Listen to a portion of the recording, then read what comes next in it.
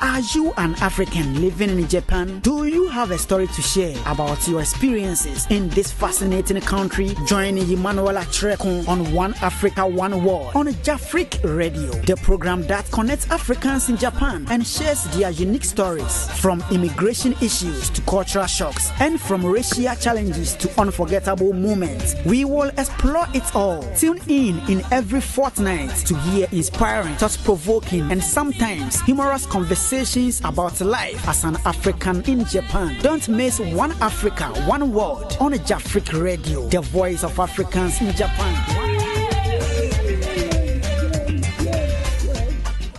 Welcome to our latest installment of the One Africa, One World series. Today promises to be a very, very exciting edition of the show because we are going to bring you a very special guest, a one in town, the only black African taxi driver in Japan. It has never happened before.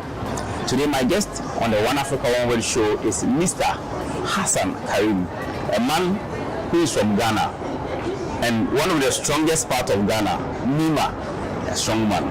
So today is my guest. Before we delve into the interview, we have to acknowledge our sponsors for today's show. We are proudly sponsored by Bayside Modeling Agency. Contact Bayside Modeling Agency on 090-8301-1149. Or if you aspire to become a model, a top modeling in the world, contact Bayside Modeling Agency. You can also contact Mama Ife Saloon in Takodan, Saitama, for the best in terms of your hairstyle. Contact them on 090-8301-1149. And for all your exclusive photos and visuals in terms of your coverage, contact 2K Photos for all your events. If you are having a wedding, an outdooring, any event of any sort, contact 2K Photos on 070-4231-9331 for all your exclusive content. And today we have a very special sponsor for this particular edition because we are out. We are in Omotesando, live in Shibuya in Tokyo, and we are proudly sponsored today by Honeycomb Chocolate Tea for the best in terms of tea. In fact, you have to look at this. It's the best that you can get in the vicinity when you come to Omotesando. And one of our supporters today is also Panasonic Beauty. In fact, they have given us this amazing place to conduct this particular interview. So for the best, in terms of the best, today we are here to bring you something that you've never experienced before. So stay tuned and then join us live on all our social media platforms. Jafric Radio live on Facebook, Jafric Radio on Instagram, YouTube as well. Don't forget to subscribe to all these channels, and we are going to get right into this exciting interview. Mr. Hassan Karim is my guest on the One Africa, One World show. Boss, thank you for making the time to join us on this episode. Earlier on you mentioned I'm from Nima, but I'm from Shukura. Yeah. Oh. I'm from Shukura. Wow. Although I have some few families also in Nima. But when you talk of Zongo, all Muslim areas are called Zongo. So usually say I'm from Nima, where I would say okay, I accept it because Nima, Shukura, Fadama, El are the Zongo. Okay. Muslims we are always in the Zongo city. That's interesting. For this part, yes. It's important that we begin the conversation with your journey, how you go to Japan. In fact, exactly when did you come to Japan?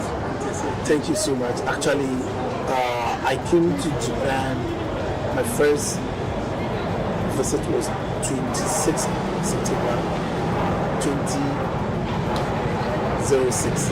2006? Yeah. Wow. So 2006 to now, We are talking about 19 years. 19 years. So we have roughly like a year and some months to hit exactly 20 years. Wow. You might be one of the most experienced people in Japan. Wow. 19 years. That's good. So before you came to Japan, obviously, I'm sure you heard one or two things about Japan, and what was your impression about Japan before you actually here? I worked with the Japan embassy in Ghana. Okay. So whilst I was working with them, and then our current president, but then he was also serving in the Japan embassy as an information officer for the embassy for the embassy of Ghana. That's John Dramani Mahama. His Excellency. His Excellency. That's where I started working there, and I was working with the direct secretary to the ambassador. So I would say we all been seeing each other by then. So I can see the Japanese people who were there, the way they were nice, and I know a lot of their culture.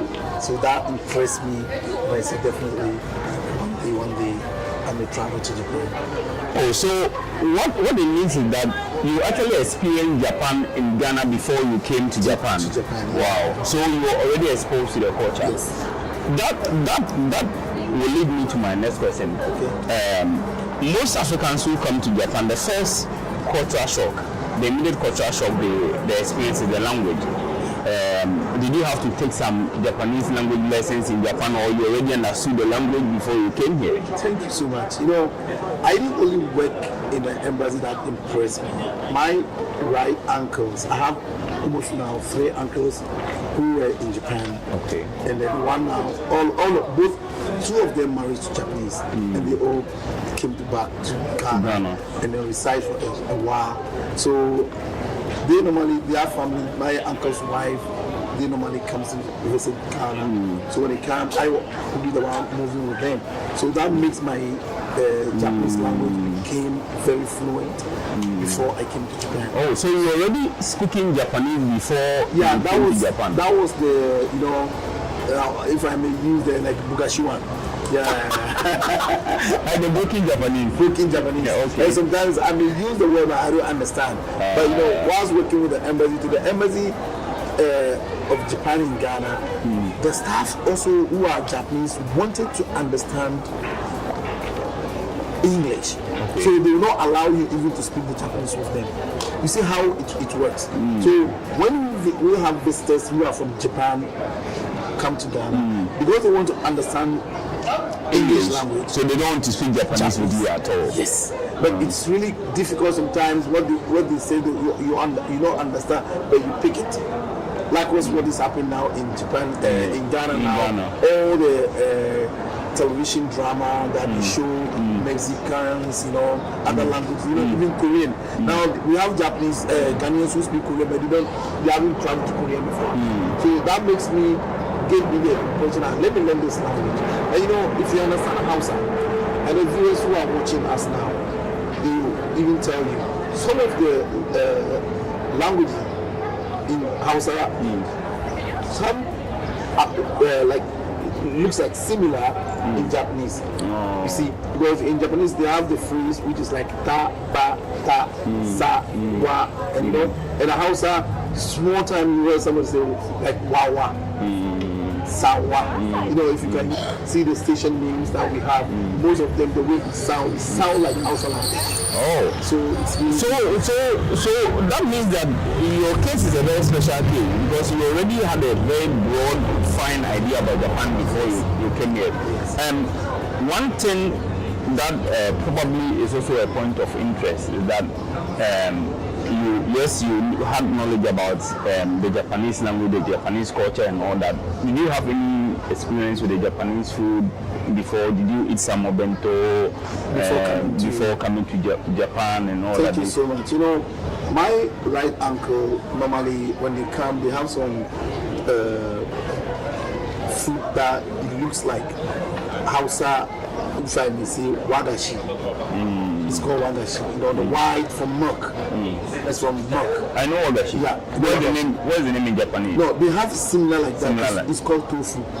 Tofu Is really a healthy food that they have it. So you can eat tofu with soup. You can eat tofu with okra soup. So here, that's what they normally like. It's a popular food and it's really rich food. You see, so I began eating that one, and I know it very well before I come to Japan. And then maybe like sushi. When I was in Ghana, sometimes my uncle wife would bring it, but I find it difficult to eat raw meat and fish. But when I came here, it looks so easier for me because I already know that this is sushi and this is how they eat it. So let's move from the experience in Ghana with the Japanese culture to when you really came to Japan. Yes. What was your port of entry? My port of entry, Turkey. No, I'm in Japan. Narita or Hanada or Narita. Yeah. Okay, so yes, you had you work with Japanese people, your uncle and everybody. The very day you landed in the airport in Narita in September 2006. Yeah. Well, you landed and of course you know Kotoka and all of those things. So when you landed and then you saw Narita and the entire atmosphere and how the place was looking and everything, what was your first impression about the country? Actually, my first impression, you know, Narita looks so like you know, see buildings, that tall buildings there, and it looks like, you know, mostly I would say, if now that I've been in Tokyo for long, I would say it looked like a village. But I find that place as a night, but I didn't get first impression like shock or something. What made me get shocked more is when I came to Tokyo, and that night we slept in a hotel. And that hotel, I feel like I couldn't sleep to the next day because I wasn't. And I don't understand one thing. The rooms were very small, and I was like, and one thing that shocked me too, after we came to Tokyo that night, I'm looking for something to read. I've never seen anything like the way you can see now on a Sonic Starbucks. No, you don't see something that you can read. Everything is in Japanese. So that started giving me like, oh my God, is it how is it going to be? In the language even I don't understand, I only, you know, but I started seeing that no, it's going to be difficult. Yeah. So that makes me to feel like, well, because from the airport I was I love reading. So it's what I want something to read. Then I would see something like Logoligi. What is that? Everything like Logoligi. So until I came I said, no, this is not easy going to work. It took me like almost getting to 1 week. I didn't see anything written by like in English. In English. Yeah. Okay. So last week we spoke to the chairman of the Ghana Residents Association in Osaka, and then he narrated a very fine experience of back then. He came here in the 90s. There were no smartphones, there were no translators, there was nothing to help you. Like you see on the wall there's kanji or hiragana or katakana written there, and you can't have a smartphone to translate. Did you meet a same condition when you came? At least you could use there was translation or some sort to help you read, or you didn't have any opportunity, nothing at all? Nothing. I tell you, this time, one thing that I really make me, I had it very easier. You know, I got a friend who she works in a like convenience store where my first convenience store I entered. I have money I cannot buy because I owe the money. I don't know what I want to drink. I want water. And then I had a problem, but she helped me, and we became friends. I just picked the water, you know, Ghana. I picked the water and I opened and said, drinking it. Then she ran away and said, no. I said, then I told her, I have money. She said, no, I have to pay first. So there, I just put all the money down. And then she checked there's no Japanese yen. All is dollars. So what I have to do, and then by then there's no, even now like the way we have machine, you put dollars inside, and I said, wow, it's going to be something serious. And then it happened like she paid with the money, and then she gave me a number. And in that time, the phone that we used was this flip one. Yeah, the flip. But I don't have phone yet, so I just took the number. So after I met my uncle, who was to receive me, then he gave me a phone. Then I started calling her. No message. So if I see something, I'll call her, then I'll give, and then they will explain. She understand English. She was speaking. She was able to speak a little bit English. Oh, then that makes it very, very easier. So she became tired of me, and even now, if I've been saying for almost 19 years now since then, because it takes like a month or two. That anything, everywhere I go, I'll give her I'll call, and she will talk to me. And she really helped me. Before I got to know that, if I would have known, I wouldn't have disturbed her. She might be my good friend, you know, how when you come new. So it's just like a time was like moving faster than they told me that no, I should have told her. But I didn't know that I was disturbing her. I thought, and every day, if I go anywhere, I started speaking, I'll give it to her and she explained. That was quite interesting. Yeah. So moving on from that, so when you came, you were first in the hotel, or you came straight. Your uncles came to pick you straight. Yeah, he picked me straight. Straight. So at what point, why were your uncles not assisting you with buying the stuff that you needed to buy and then going? Or that was in the airport? No, he picked me from the airport to hotel. Before he went there. Okay. So now, at the airport, did you encounter any challenge in terms of going through the immigration process, in terms of the language, when you meet them, Elisha Mase, Konnichiwa, Genki Deska? I wasn't alone. We were many, we came in a group, so there wasn't any, one person was holding our like document and asking us we should go pass it. Before we reach outside, then everyone separated. Yeah. So now you've come to mainstream Japan out of the Narita airport, and you are there. And so, what was your first major cultural shock? We know that you have said that you already had Japanese experience in Ghana, but your first major cultural shock, like something that you saw and said, "Wow, this thing I never expected that I was going to see it in Japan." Yes. Thank you so much. As I told you, yes. First, that shocked me was the language. That I thought definitely we are in the world, right? I might see English that is written somewhere. Then I started getting shocked, like, so I will not see anything that I can read. If how am I going to do that? I love reading. That is one. And the second, honestly, I work with Japanese embassy, but we don't have open and closed door. Like you walk in and you see a door, the door open for you. So if I'm walking and I see that I stop, then he shake me. You understand me? So that one also was part of my culture shock. So it makes me I try I could remember there was a supermarket. The moment you come close to it, then you make a sound. Then the door automatically opens. So then I begin this thing is really good. Then I'll go and stand close to it. Then you open again. Then I'll go and stand there and say, oh, this is so interesting. Yeah. And then also another thing, because when I came first, really, the Ghanaian community here, we had a football, every Sundays we go and play football. And the first Sunday that I came, first week, I have to come to Shibuya.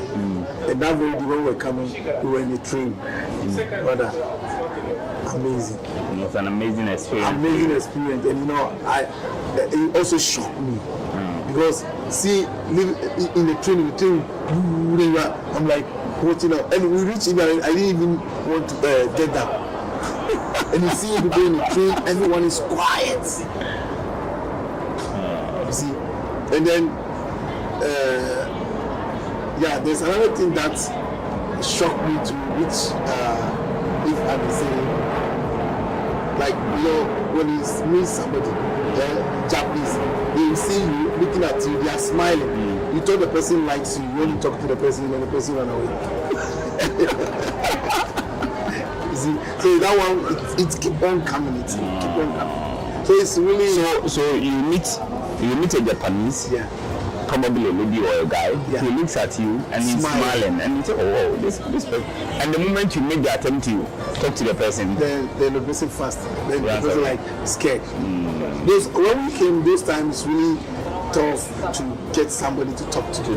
All of them is like they are so nice. Actually, they are so nice. But when you want to talk to them, they are scared of having problems. You see, so that also was something like, is it going to be like this? I was watching a Ghanaian professor who is a lecturer in France, and then he stayed here for a long time, and then he. I think that he solved a problem that most of us Africans have in Japan. He said that people think that Japanese people are racist, but in actual fact they are not racist. They don't know how to serve or attend to foreigners, and they are sort of making mistakes in serving you. So instead of that, they want to avoid making a problem that will hurt you.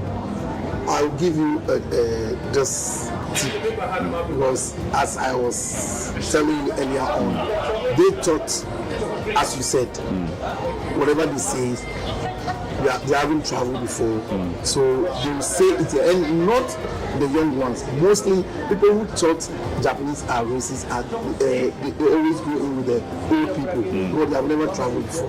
They can ask me, it happened to me, like this, my work I'm doing, it happened to me a lot. And then if I may say, think it vice versa, I'll getting angry with them all the time. But they might ask you, why are you black?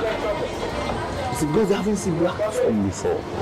Even I will tell you, some of Japanese here, some of them are in Japan yet. I've never traveled to Tokyo to see a lot of people walking on the street, like so many people.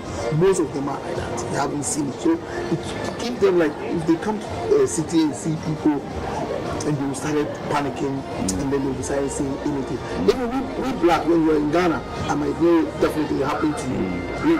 The day you might take in something that you haven't eaten before. We the houses, when you started eating something that is so delicious, then you started saying anything that your speech can never even understand. Then you take a block and chop you so that you shouldn't fall because the food is sweet. Japanese also have the same thing. They can sometimes get excited or get confused, and they started asking you or telling you something which you never understand. So like racist issue. How could you see a black person and ask him, why are you black? Do you take shower? Seriously. Well, with that said,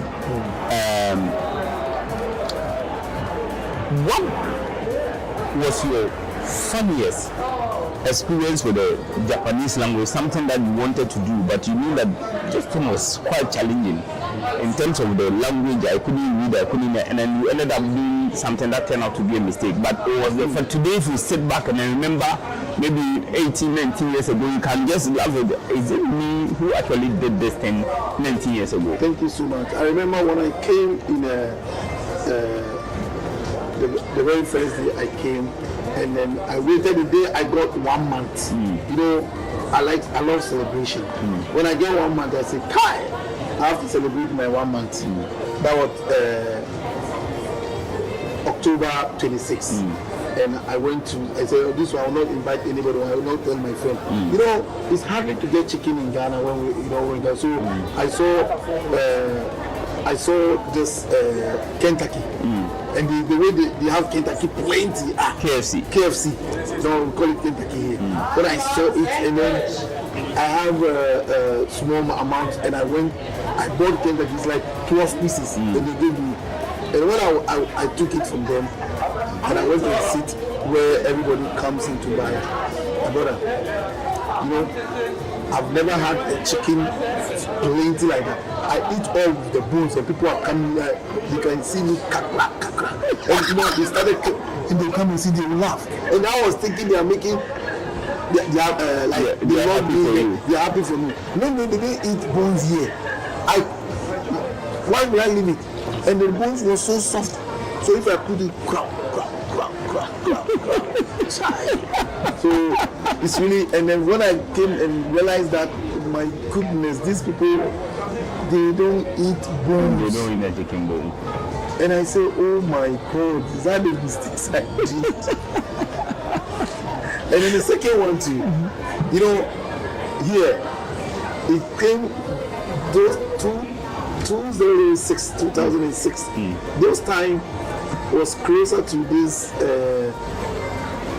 I will not mention the name, but you know, if I use the word racist on Muslims, so they Japanese don't know much about Muslims this time. And it happened like their culture, as they believe, any black they see, they thought we are from America. And I went to wear my Muslim, they had one long jalbab, you know, I wear it and my friends said, we are going somewhere. In fact, I was in that dress. Everybody was looking at me and I was looking, I went to Muslim here for not the dress that they see, it looks great on me. They were watching me, you know, and then I got to know that after my friend told me that I don't wear this dress and follow me. I said, oh my God. It's my use. Wow. So moving on. 2006 probably was one of the hardest moments for Africans in Japan in terms of documentation, in terms of all those stuff. You go outside and probably we've heard a lot of stories that some Ghanaians went to a lot of story time. Some Africans had to struggle with the documentation and all of those things. Not you in particular, but do you recall any of such moments, whether it happened to a Ghanaian or an African, or you don't have to mention names, but one of those funniest stories? The funniest story is the one who's sitting beside you. I tell you, the funniest story is the one who's sitting beside you. Please tell us something. Do you know that 2006 was the time that Ghana, this radio station, Peace FM, was raining a lot. Every morning, go, and then there's this DJ, Fifi Bansi. I swear, immigration came that time. If you are walking on the road alone, the police will stop you. So you have to hold. There's no refugee, nothing, and you have to hold somebody's card or passport who have visa here.